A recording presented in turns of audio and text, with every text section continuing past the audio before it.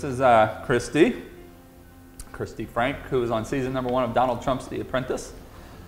We've been friends a long time. We sure have. How long ago was that on season 1? Gosh. I mean, I lose track now. It's like 6 years. 7 years ago? 7 years. And we met probably 6 or 5 years ago. Yeah, because you, yeah, one of 250,000 people picked for Trump's The Apprentice. And what was 16 or 12 or something like that? 16 made it. And that first year we had no idea what this show was. We didn't know it was really going to be on TV. We wanted to be working with Trump. And he likes to say that, you know, that first season you really wanted to be on the show and you really wanted to mentor with me, and seasons after they wanted to be on a hit TV show. So it was so unreal. The opportunities we had from that first show is really kind of amazing. Yeah, because you guys went into wanting to get the job. Yeah, I wanted to work for Trump. Yeah. And now it's not really all that. It's yeah, a TV now show. I'm glad I didn't work for him. Well, Kristi said it was hard for her to watch. Why, after the first season? Why was that? Well, it's interesting that you asked that question, because two people, very important mentors in my life, this man right here and Dan Kennedy. I remember the first time we met and you sat down with me over lunch and I was saying, she was speaking at my seminar. You know, I don't really like talking about this Trump thing, and what am I doing? I'm like, you know, a D-list celebrity, and why am I here? What do you want to know? What do these people want to know? And you really said, do you know how many people would pay for that opportunity you had to be on TV, to have your name recognized with the Trump brand? And you and Dan Kennedy both said to me, you ride this as long as you can, because this is your meal ticket. This is so valuable you can't even see. And you really shook me up, and that was, thank goodness, because yeah, I was having a little pity party. By the way, a great way to do an information product is to have somebody interview you on it, because you'll talk forever if they ask you questions. Whereas if you went into a studio and you tried to just like bang through 3 hours of stuff, there's something like in our minds where it doesn't stimulate to where we can think and talk like that. But if somebody asks you questions, now you get this dialogue, it's less threatening, you're not as nervous. You get asked a question, you answer it, they chime in, say something, gives you another thought, you go off on this, then you got a story, they come back, I mean, and you'll talk forever on doing an interview. 6 or 7 years later, and did not win. And I did not win, and the show's kind of on, you know, there's a version of the show. I lucked out to meet this amazing group of infomarketers and Dan Kennedy world, and you know, James has his own world as well. I now charge, last year, whenever someone calls me, my minimum fee is about $15,000. And what I normally do for that is a couple hours of filming, or I endorse a product. Sometimes if it's going to be, like Dan Kennedy held the Phenomenon, that was a $25,000 deal. That was to host a video. And if it's a big company, I just did a big real estate company and I charge them $20,000 for a day of work. It's not me they're paying for, it's the use of the word Trump and The Apprentice, and that stops people when they, you know, they're scrolling through. The best thing I just did was a video project for Ron LeGrand, where we kind of did a mock, you know, little mini viral movie, and we put it on YouTube, and the first night he got 2,000 opt-ins because he put everywhere, Kristi Frank, The Apprentice, they promoted the heck out of it. You know, people put their name in their email, 2,000 opt-ins just from a viral video.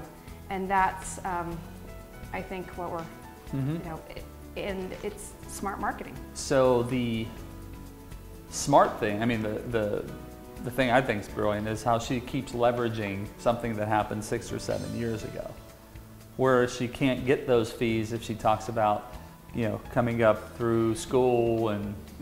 But I do have an engineering degree. It's very important to me. And she's very smart. Had real estate, owned a restaurant. It's not like she's not accomplished, but catch the society. We live in a society that's moved by celebrity. I realized something very important because this year I've really capitalized on that opportunity, but something I didn't think of that I read in a Dan Kennedy newsletter was if you don't reapproach your customers and your clients, they don't know, they forget about you. So I came to everybody and I called James. Yep. And I pitched this, hey, the Celebrity Apprentice is back on the air. Why don't we capitalize on Trump and let me promote you, and let's get your name in lights as well. Why not use what I have and put your name as the guru status? And what did I say? I gave you a 2-for-1 deal and you were like, yeah. I mean, literally, like, it took all of about 3 minutes. The point is I never thought of it. So the key lesson here, and this is when I talk on Thursday about this, and then I'm going to interview Kristi on Friday, but I'm going to do this special session on Thursday. I'm going to talk about the power of attachment. And who are you attaching to? How are you attaching? Like, for example, a lot of people attach to me for my title of co-author of the top-selling book, Chicken Soup for the College Soul. So having somebody give an endorsement who is the co-author of a well-known brand, huge.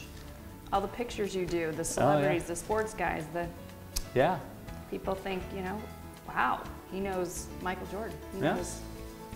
So if I attach to, and this is very important, if I attach to him, I might be able to meet these people. I attach to Kristi, I have a building that I'm trying to develop in New Jersey. Wonder if the Trump organization might want to develop it or, you know, buy the land. You know, so it's just, when you understand this is how we think, you start using the power of attachment to your advantage. When I heard about casting for the new Apprentice, I immediately called the head casting guy because that's a valuable connection. I know he's excited, he just got promoted. Make it into a relationship.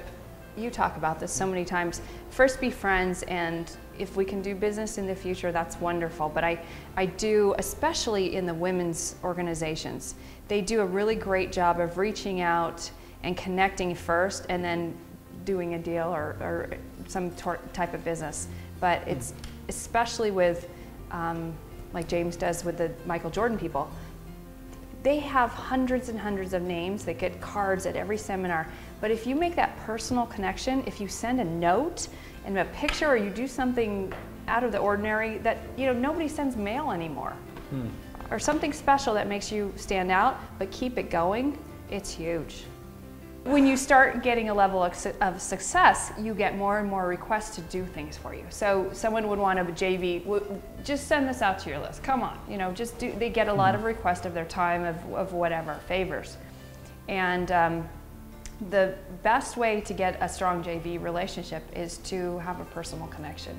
And to what James says, to purchase one of their products, to buy yourself in, to show that you're a valued member and you're just not asking to get. You're really what it's a two-way relationship. So that's especially in internet marketing, where lists and exchange of things is pretty big.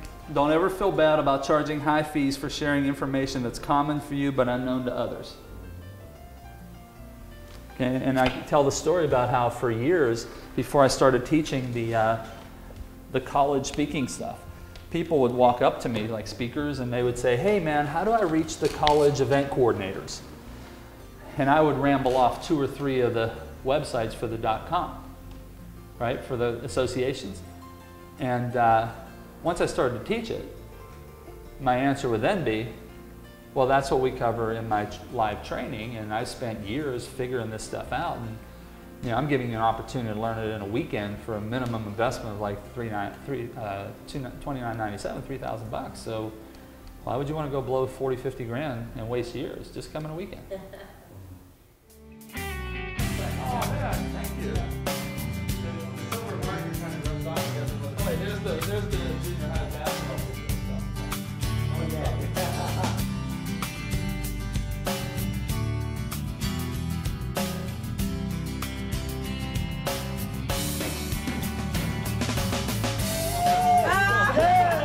Yeah, it's probably a cheering one. A cheering one? We gotta do that, you know. Here we go, ready? 1, 2, 3, just go. Woo! Good.